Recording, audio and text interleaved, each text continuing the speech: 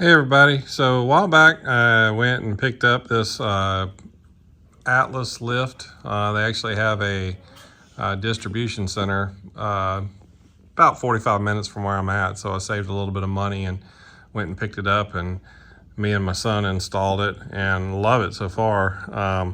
The only thing that I didn't really like was there wasn't a whole lot of light, and I didn't want to drag a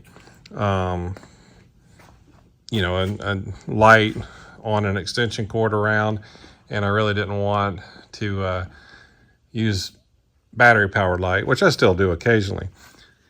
What I did when I installed it, I have a high amperage double pole switch, just in case something were to go wrong with the motor. I've got a quick and easy way to shut it off, and also it keeps little fingers from wanting to push that green button. But I've got it set up to where when I turn the switch on, it lights up.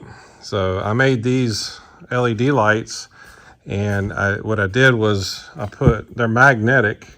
Let's see, pull them off here. They have a magnetic strip on the backside, so they just kind of stick on the lift, and they work really well. The only thing I wish that I would have done is I went with the like the warm light, and I should have went with a white light, but I've got them on both sides.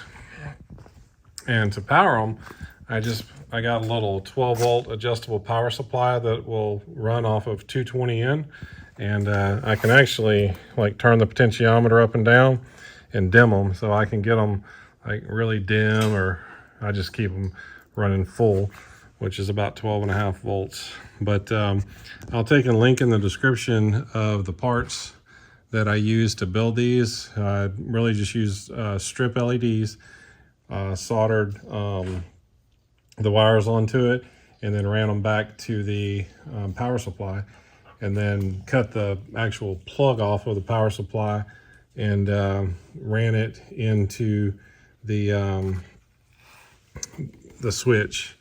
And when the switch is on, it has the lights, the power supply has powers the lights, and that's pretty much it. I have seen where some people will actually take same concept and make it to where the lights have a longer like coil cable on them, and they can be used in the vehicle, which I thought was kind of cool, but I didn't really want to do that. But anyway, that's a way to have some good lighting under the vehicle when it's lifted up on the lift, and wasn't super expensive to do, and works very easy to do. There is one set of wires that I had to take and run across the top and come down, and then of course these are connected there on that side. So I apologize for my shop being such a mess right now. I've got this motor home that I'm doing some work on, and that dryer had a